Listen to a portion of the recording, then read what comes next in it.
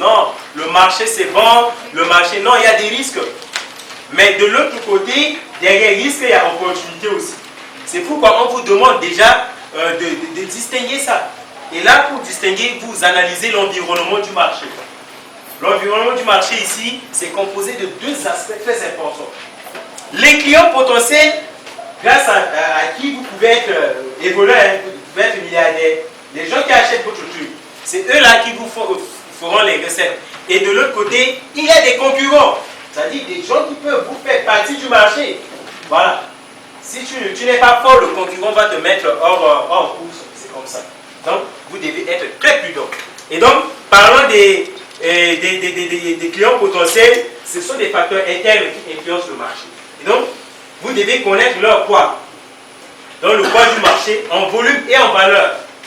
Donc, le marché, là, on peut estimer ça à combien en termes de volume de marchandises. Et maintenant, en termes de valeur, par jour, on peut acheter mon produit jusqu'à quel n'occupe pas assez de parts. Je vais grignoter les parts des autres. Hein.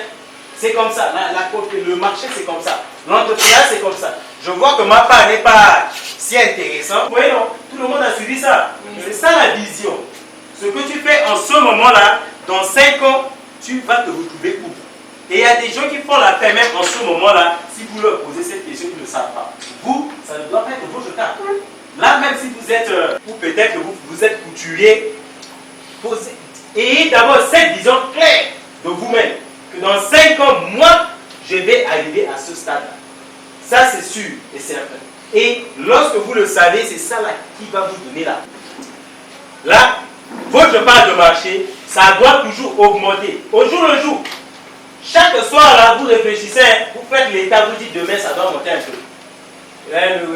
Vous là, vous devez toucher tel, vous devez toucher tel. Parce que c'est comme ça. Même si vous regardez, la recette d'aujourd'hui c'est bien, vous dites ok, c'est parfait. Mais vous devez augmenter le lendemain. C'est comme ça. Et la concurrence, voilà. La concurrence, c'est fait, vous allez maintenant faire le portrait de votre marché. Voilà. Le marché que j'ai visé. Lorsqu'on parle de marché, c'est tel que la vidéo que nous venons de suivre, c'est le marché de salon de coiffure. Hein. Voilà. Dans Bangui, il y a combien de salons de coiffure?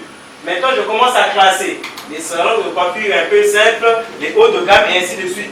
Et les classes. Et maintenant, je vois qui peut me compétir de façon directe ou indirecte aussi.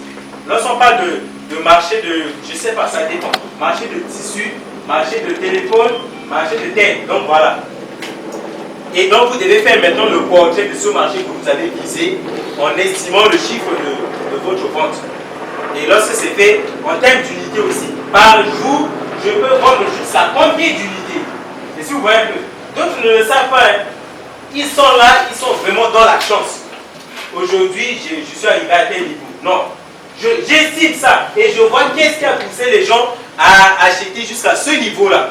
Dès que je vois ça, je dis, bon, demain, là, je vais encore changer. Je vais m'améliorer un peu. C'est comme ça, ne restez pas statique. Demain, vous êtes toujours là, non. Même si vous montez toujours là, essayez toujours de creuser. Comment je dois faire pour gagner plus? Parce que c'est en gagnant plus que vous allez être milliardaire. Si vous voyez un peu. Voilà, c'est ça. Et rêvez ça. C'est pas mauvais. L'autre va dire que non, ce sont des magiciens. Mais attendez, ça c'était l'histoire. Il y a des gens qui ne sont pas des magiciens, mais ils sont non, des gens qui ne sont pas milliardaires, mais ils sont magiciens aussi. Hein. Voilà, vous voyez. Foutez-vous d'eux. Donc vous avez votre vision. Vous dites, je vais être milliardaire. C'est ça. C'est d'abord ça là dans ma tête. Je veux ça. Bon, pour y arriver au jour le jour, si je monte, vous voyez, si vous faites même le poulailler, vous arrivez à 1000.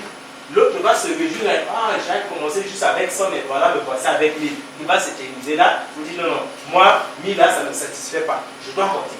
Après, c'est 2000. Après, c'est 3000. Et après, vous dites, mais pourquoi ne pas être le leader de ce marché-là? Et lorsque vous êtes maintenant leader, vous dites, mais pourquoi je ne rentre pas dans charcuterie? Pourquoi je ne transforme pas? Et si vous voyez un peu, voilà, c'est ça. Voilà. Mettons dans la transformation. Je vends, maintenant je peux créer une entreprise de transformation. Voilà, ici on ne fait pas ça. Les sandwichs, on nous envoie les saucisses plutôt. On nous envoie des saucisses, non? Voilà. Mais c'est la transformation de la viande.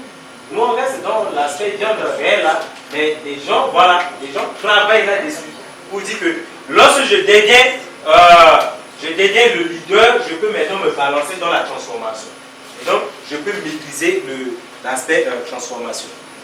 Oui. Maintenant, après, une analyse que vous devez faire maintenant, là, c'est pas fait.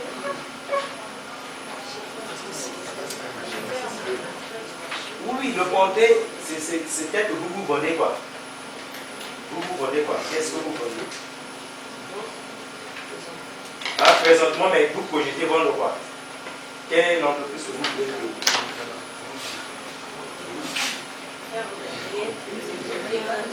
l'aide? Voilà, oui, mais même parlons de l'aide. L'aide, c'est très bien. Maintenant, vous voyez que vous achetez les lettres là, on cherche, on part au centre-ville, on cherche comme ça.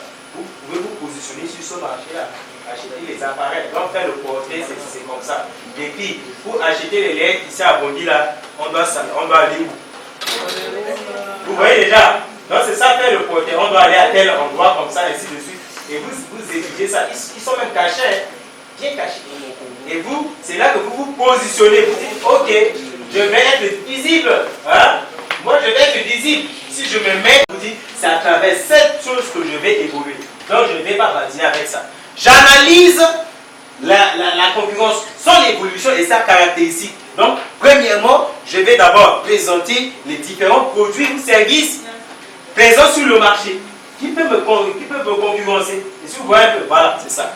Et j'analyse également les leaders qui vendent ce produit-là. Et voilà comment les orientations qui vont vous aider à bien analyser vos concurrents. Premièrement, qui sont ces concurrents-là? Qui sont-ils? Les gens qui vendent le même produit que moi. Qui sont-ils? Et où sont-ils? Voilà, ils sont où? Faites la cartographie par rapport à leur géographie, ils sont où? Parce que si tu ne sais pas, peut-être il est à côté de toi, ou ils sont un peu partout. Donc, voilà. Que proposent-ils? Quel est leur service? Voilà. Qu'est-ce qu'ils vendent? C'est ça. À la place de que proposent-ils? C'est ça. Qu'est-ce qu'ils vendent, ceux-là? Qu'est-ce qu'ils vendent? Ils vendent le même produit que moi, ou ils vendent le produit complémentaire? Oui, peut-être ils vendent aussi carrément, ils font aussi la compétition indirecte. C'est ça. Que proposent-ils? Et à quel prix? Quel est leur prix? Vous voyez, le prix là, c'est important. J'ai parlé de cas de nos amis chinois là, qui à travers le prix, ils s'imposent par le prix. Voilà, ils savent que tout le monde aime quelque chose de tellement grave. On va diviser le salaire par 2. Ah, là, le lendemain, même si c'est pour bonne cause, là, le lendemain, les gens vont vous la quitter. Donc, le salaire, c'est rigide à la baisse. En économie, on dit, si tu fais toutes les réformes, tu ne peux pas toucher le salaire de quelqu'un. Tu ne touches pas, tu ne peux augmenter, mais tu ne peux pas diminuer son salaire. Donc, voilà. Donc, le prix touche ce qu'on appelle le pouvoir d'achat. Ça ne diminue pas son salaire. Donc, il va lâcher. C'est tout comme on vous dit, vous devez contrôler le prix de vos concurrents. Peut-être qu'ils pratiquent un prix qui peut vous mettre hors course. Voilà, c'est ça. Donc, vous contrôlez ça. Et après, vous pouvez contrôler la qualité après. C'est souvent les produits pharmaceutiques là que les gens préfèrent plus acheter les produits qui sont chers. Vous devez maîtriser ça. Pourquoi? Parce que, regardez, en compétition, la personne peut appliquer ce que Cassel a fait contre Mocapin. Voilà. Et diminue son prix au-dessus de ceux de rentabilité. Au fait, le seuil de rentabilité, c'est le niveau du prix auquel tu n'as pas de profit et tu n'as pas de perte. Dès que tu atteins le seuil de rentabilité, tu n'as ni profit, ni perte. Bon, là, ça, c'est l'État qui pratique ça. Hein. C'est l'État. Mais nous, les entrepreneurs, on vend notre produit à impliquer au-delà du seuil de rentabilité. Maintenant, ils peuvent pratiquer le prix au-dessus du seuil de rentabilité. C'est-à-dire, ils vendent à perte. Mais pas pour perdre. Ils préfèrent perdre et vous faire partie du marché. Donc, vous-même, vous dites, non, non, mais à ce prix-même, lui-même, il n'est pas censé vendre ça. Le cas que l'autre là a appliqué, c'est quoi? La bouteille de la bière doit coûter au moins 500. Et si vous voyez un peu, 500, ça sous-entend que lui-même, il a dépensé 450 francs. 450 francs, c'est-à-dire le salaire des gens, la matière première, tout, donc la bouteille, lui, revient à 450 francs. Et il vend ça à 500, donc par bouteille, il a 50 francs de bénéfice. Mais regardez, pendant la fête, Castel a chuté maintenant le prix à 400. Mon cap ne peut pas tenir. Parce que mon cap dit qu'il attend. Toi-même, tu sais que c'est 450 francs. toi-même le prix de revient. Et le 50 francs là, c'est notre bénéfice. Mais tu vois à 400, mais vous savez, c'est la fête des Centrafricains, il faut diminuer quand même le prix. C'était siamois, hein. Et l'autre, pendant la fête, il a beaucoup de quantité. Qu'est-ce qu'il va faire? Il va rester avec les quantités, mais vendre. Parce que quelqu'un, il va dire, ah, mais attendez, 400 au lieu de 500. Si je prends 2 bouteilles, c'est 800 francs seulement. Donc il suffit de mettre 200 francs sur les 1000 francs là. Ça me fait 3 bouteilles et je suis en paix. Voilà. Donc là, il fait ce calcul comme ça. Et donc, du coup, il dit, ah, mais il n'y a pas trop de différence entre cassette et mocap. Donnez-moi seulement cassette. Cassette. Qu'est-ce qui se passe? Stock est vendu de mocap. Mocap ne peut pas supporter. Ok, après, lorsqu'il a remonté ça, déjà, Mocap ne pouvait pas tout vendre son stock. Donc, il ne pouvait pas payer également les personnels, ni acheter tout. Donc, il va commencer déjà à avoir des problèmes. Et après, lorsque le prix a remonté, il commence à écouler, et déjà, il a déjà des dettes. Et après encore, il a chuté encore pour une deuxième fois comme ça. Là, il a encore des dettes, il ne pouvait pas continuer. Et qu'est-ce qu'il a fait? Tu vois, tu ne peux pas tenir. Là, tu le vends ton entreprise. Et tranquillement, Racel a racheté Mocap, ça est devenu maintenant une seule entreprise. Maintenant, il continue, comme il y a des gens qui ont des préférences pour Mocap, il continue de produire le Mocap, le cassette là. Et maintenant, il commence à remonter le prix. Et si vous voyez un peu, il s'impose. À un moment donné, on voit des affiches, le prix c'est maintenant comme ça. Les gens commencent à dire, ah, mais l'État ne peut rien faire. C'est question de l'économie. Parce que la loi de l'offre et de la demande, l'État ne va pas s'ingérer dans l'économie. Non, non, non. L'État ne peut pas s'ingérer dans l'économie. Là, ça risque de créer ce qu'on appelle l'effet d'éviction. Donc, en principe, ce prix qui ça touche le moyen. Voilà. Quels sont les moyens qu'ils utilisent pour vendre leurs produits? Comment? Et oui, c'est en violet, c'est pas bien sorti. Je vais tout de suite changer ça, s'il vous plaît.